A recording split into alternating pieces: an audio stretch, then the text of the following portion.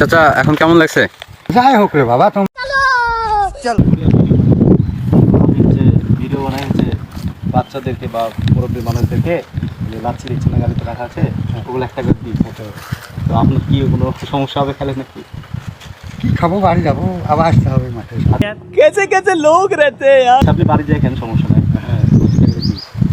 বাবা দিলে দিবা, না দিলে তোমার কাজে লাগলে তো ভাই তো তোমার বাড়ি কত? আমার বাড়ি আমচত্বর। মজা আয়েগা না ভিড়ো। আমচত্বরে তো যাই হোক ভাই, কত ভালো কথা।